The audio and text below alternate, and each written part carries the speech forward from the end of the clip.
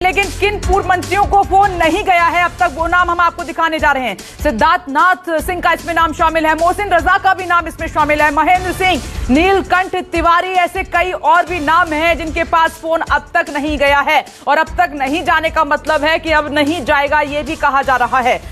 अभी दो सहयोगी मेरे साथ इस वक्त मौजूद हैं क्योंकि न्यूज़ 24 की मेगा कवरेज लगातार सुबह से आप देख रहे हैं। इकाना स्टेडियम से सुकेश रंजन हमें अपडेट देंगे और मानस श्रीवास्तव लगातार सीएम हाउस के बाहर मौजूद हैं।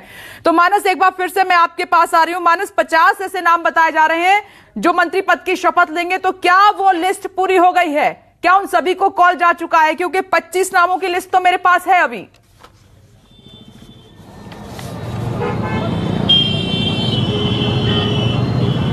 देखिए, बहुत सारे मंत्रियों के पास, जो पिछली सरकार में मंत्री थे, उनके पास अभी फ़ोन कॉल नहीं पहुंचा है और उनको बेसब्री से इस बात का इंतज़ार है कि जल्द ही उनके पास भी फ़ोन आएगा, लेकिन अभी तक फ़ोन नहीं पहुंच चुका है। जो सबसे महत्वपूर्ण नाम इसमें जो दो नाम हैं वो जल शक्ति मंत्री महेंद्र सिंह थे, जो बड़े कद्दावर मंत्री थे, उनके पास अभी तक फ़ोन नहीं पहुंचा। दूसरे सिद्धार्थ नाथ सिंह।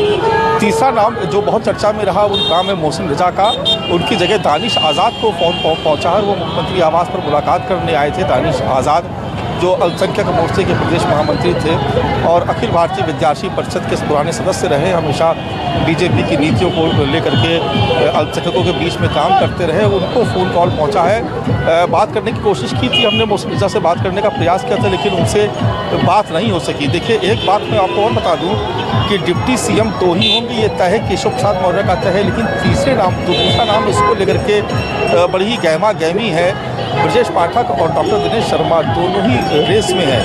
ए.के. शर्मा का भी नाम कुछ लोग ले रहे हैं, लेकिन मैं इसकी तस्दीक इसलिए नहीं करता क्योंकि मेरे पास इसकी कोई पुख्ता जानकारी नहीं है। लेकिन एक तीसरा नाम ये भी चर्चा में है कि उनको भी डिप्टी सीएम बनाया जा सकता है। बड़ी अपुष्ट सी खबर है, लेकिन चूंकि खबर सूत्रों के हवाले से आई, इसलिए हम अपने दर्शकों के साथ इसको शेयर कर रहे हैं। और इस वक्त स्वतंत्र देव सिंह आप देख रहे हैं, इनका काफिला हमारे ठीक पीछे आप देख रहे हैं कि वो बहुत तेज़ी से मुख्यमंत्री आवास की तरफ बढ़ रहा है। उत्तर प्रदेश के सीएम योगी आदित्यनाथ, जो कार्यवाहक सीएम है, वो अभी अपने आवास पर ही मौजूद है और उनके पास लगातार विधायकों के पहुंचने का सिलसिला जारी है।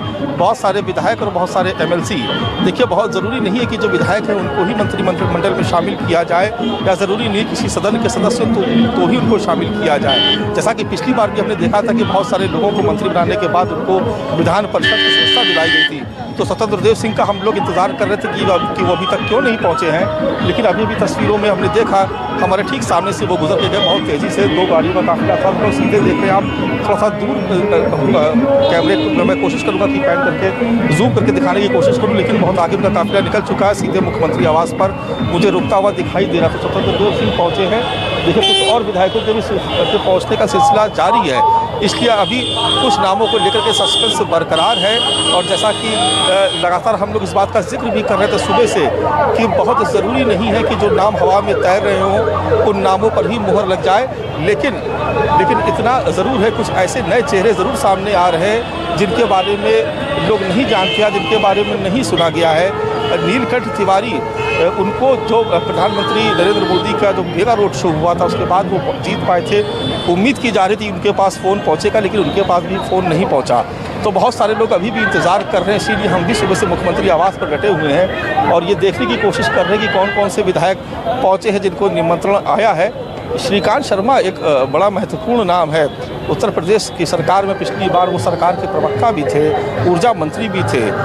उनके पास फ़ोन तो पहुंचा है, लेकिन बहुत सारे लोग उनके मंत्री बनने और ना बनने को लेकर के तरह तरह की चर्चाएं कर रहे हैं। तो बहुत सारे लोग यहाँ पर पहुंचे थे, लेकिन ज़रूरी नहीं कि जो लोग यहाँ पर पहुंचे तो सबको मंत्री बनाया ही जाए। आपको मैं बता दूँ कि सबसे पहले सुबह पहुँचने वालों में स्वाति, ये बड़ी बात यहाँ पर कह रहे हैं आप। मानस श्रीवास्तव, आप नजर बनाए रखिएगा क्योंकि तमाम जो विधायक हैं उनके पहुंचने का सिलसिला सीएम आवास पर जारी है। सीधे अब आपको इकाना स्टेडियम लिए चलते हैं और सुकेश रंजन लगातार वहां पर मौजूद है। सुकेश, अब आप मोहर लगाएंगे, आगे की इंफॉर्मेशन क्या है? क्या डेप्यूटी सीएम के तौर पर ब्रजेश पाठक का नाम सामने आ रहा है, ये कंफर्म है? आपके पास क्या है पुख्ता जानकारी? इकाना की तस्वीर भी दिखा दीजिए। और दूसरा, जो मानस कह रहे हैं कि अभी भी बहुत सारे विधायक वेट कर रहे हैं जिनके पास फोन नहीं गया है और बड़े चेहरे हैं वो।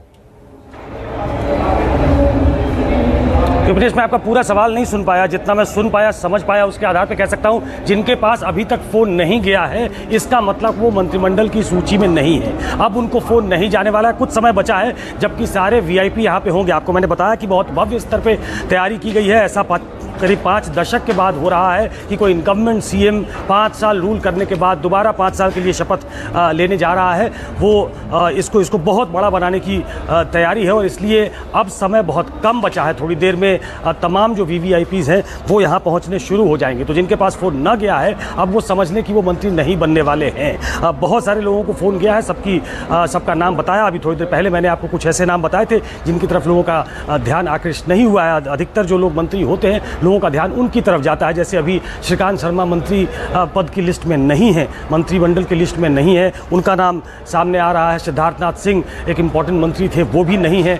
कई ऐसे नाम हैं जो पिछली बार मंत्री थे, वो नहीं है। नीलकंठ तिवारी बनारस के बड़े चेहरे थे, वो भी इस सूची में नहीं है। तो कुछ लोग जो यहाँ इस सूची में नहीं फिगर कर पाए हैं, वो नहीं होंगे मंत्री, ऐसा मान के चला जा सकता है। 2 डिप्टी सीएम होंगे। मैंने पहले भी कहा था कि ब्रजेश पाठक का नाम बहुत राजनीतिक हलकों में बहुत तेज उछला है कि केशव मौर्य तो रिटेन किए ही जा रहे हैं। दूसरा नाम ब्रजेश पाठक हो सकता है जो उप मुख्यमंत्री पद की शपथ लें, और 2 साथ जो योगी आदित्यनाथ के जो उनके डिप्टी होंगे, इन दोनों नामों के कयास लगाए जा रहे हैं। कुल मिलाकर एक देखिए, एक रीजनल बैलेंस, एक जो इलाकाई संतुलन होता है उसको साधने की कोशिश की गई है, जातीय संतुलन को साधने की कोशिश की गई है। थोड़ी देर पहले मैं आपसे बात कर रहा था, तब मैंने आपको बताया था कि ईस्टर्न यूपी में एक डेंट आया है, उसको कैसे मिनिमाइज़ किया जाए, क्योंकि ध्यान 2024 की तरफ है। नरेंद्र मोदी का जो अगला निशाना होगा वो 2024 होगा। उसके लिए अभी से काम में लग जाना है, और इसी हिसाब से